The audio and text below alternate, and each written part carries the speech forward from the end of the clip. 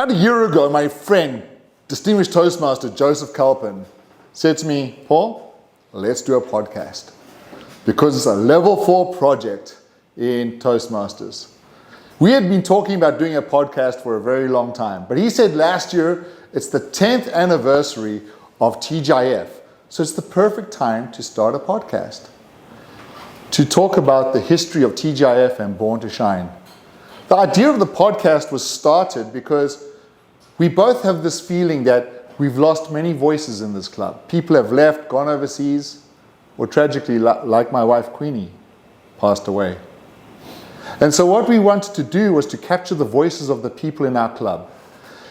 That's the point of the YouTube channel. But we felt that having the podcast would amplify the purpose of the YouTube channel. We could invite people from our club like Iris and Sally and Doug and Eric and understand their stories, understand their history with the club. The goal is that if people look back at our clubs 10, 20, 30 years later, they can come back and look at the oral history of TGIF and Born to Shine Christian Toastmasters, that they can understand our traditions and our stories. And what we wanted to do was allow the people who came on as guests to share their stories, to share their vision of the club with their stories. And so today I've chosen 2 speakers. One is sitting here today, I'm so happy, Sally, and the other one is Kwan. And this is from one of our earlier episodes called The Faith, because we are a Christian Toastmasters. And today's speech is called One Story, 2 Paths, because it is a story of 2 young people who inspired me greatly. And so we're going to look at the podcast, if I can figure out how to turn this on. And you hit the lights, Mark and Karen. I don't do this, Joe. There we go, okay. Yeah, hit play there, if you would. And then, what's been your journey of faith? Like, how did you find faith, and what was that like for you? Yeah, so I remember the first time that I came to, I think is first Born to Shine meeting in July.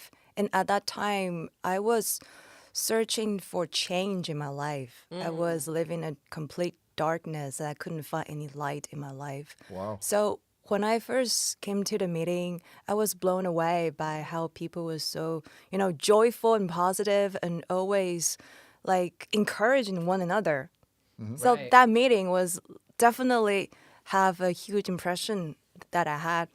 But I also knew that I wasn't able to speak in public because I was so fragile and vulnerable, and I was so afraid that I might say something I would regret. Right. So basically, I have to wait and reset myself for 3 months. And during that time, I even signed up for different courses just to help me feel positive, searching for other places to make me feel better. And once I feel ready, then I joined the meeting in October. Right. And the second time that I came, I just talked to Tina, who was then the president. Oh, yes. Right. Tina asked me, "Hey, Sally, do you feel like signing up for a membership?" And I'm like, "Yeah, I definitely, I'm ready."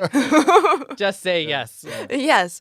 And so, but at that time, I wasn't committed to Christian, because I wasn't familiar with this faith. Right. Because since I was growing up, we always go to temple to worship. Me and my mom always every year, especially during Chinese New Year.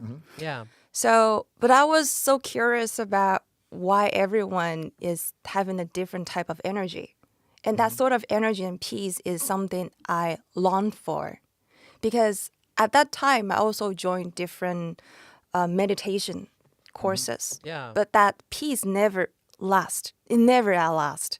When I had meditation in that course, and after that, the peace would just go away. So when I joined a meeting, I was just curious about where that strength and energy comes from. And I longed for that. I wanted to see what it tastes like.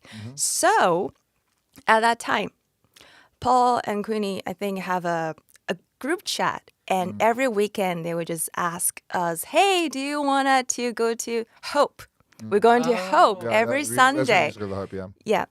And after the service, they will have a chat and lunch together. But I never wanted to sign up until Alex Shi who was also the previous president of TGIF. Alex Shi asked me, "Hey Sally, do you want to go and check it out?"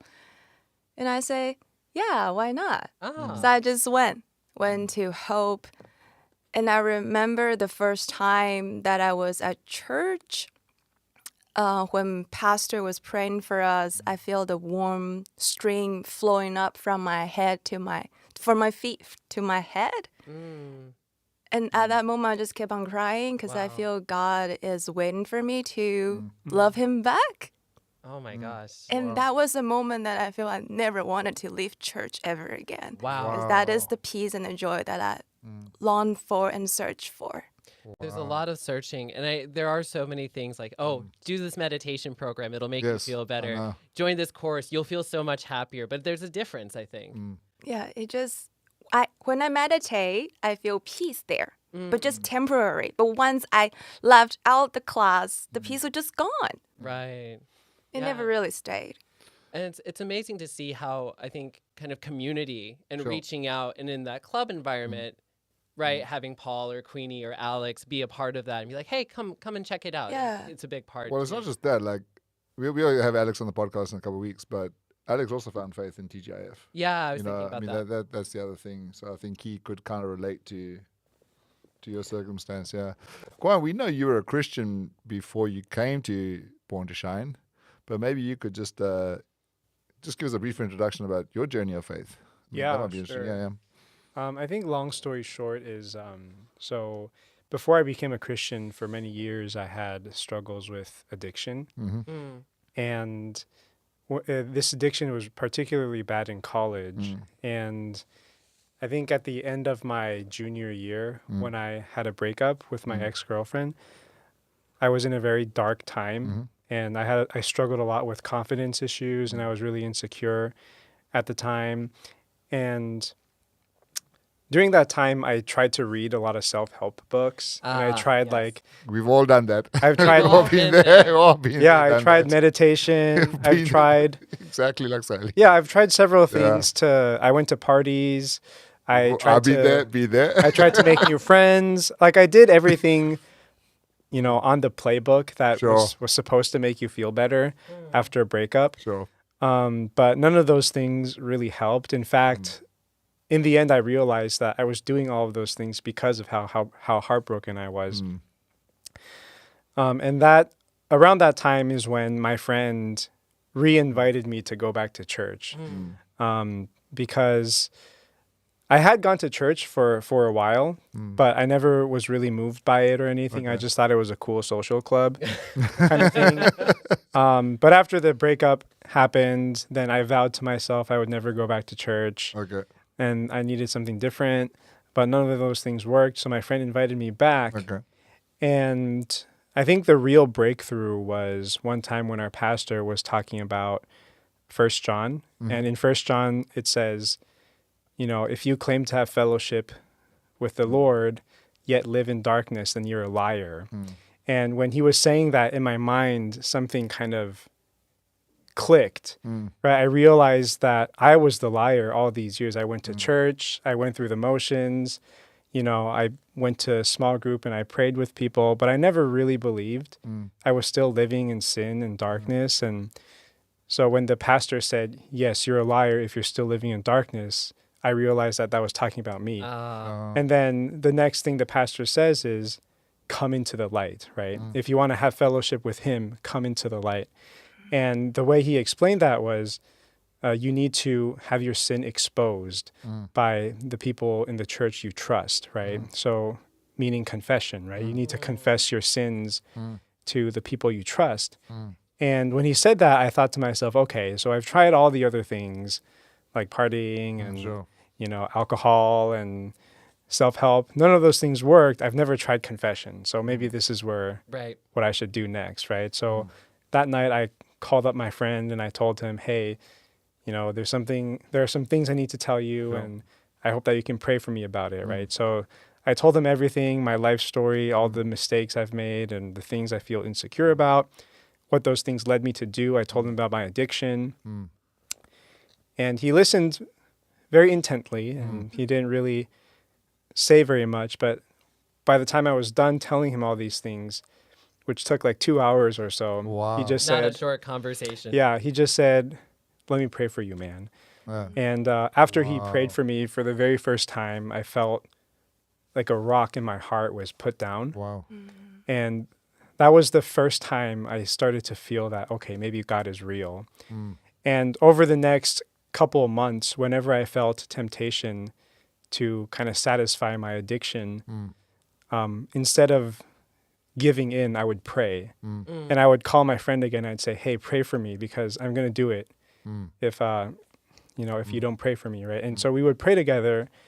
And just within 4 months, I felt the addiction was totally gone. Wow. And now it's been like 6 years from that point, and I've never relapsed. That's amazing. Wow. And so all my life, right? So 20-something years, I've struggled with this addiction. 4 months, it was all gone just because of prayer, reading the scriptures, and Christian community. Wow. And that gave me a lot of confidence that God is real.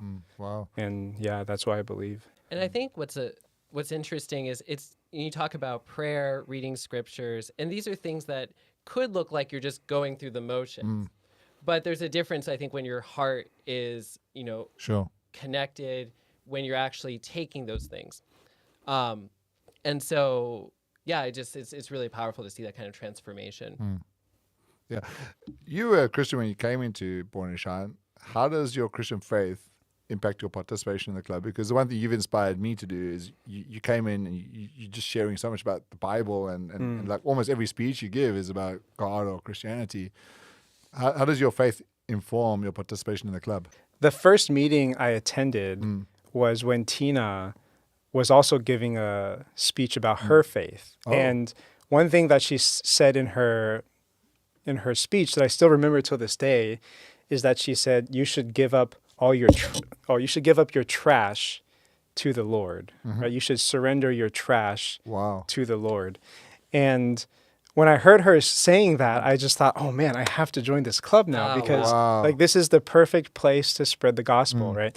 And so as a Christian, right, I think the primary objective of my life is to live in a way to be the salt and light of the world, right? Sure. To live in a way such that non-believers see me and become curious. And I think one way to do that, of course, is to make friends and let other people see what my life is like. But also, I think a more direct way is to speak about my faith, right?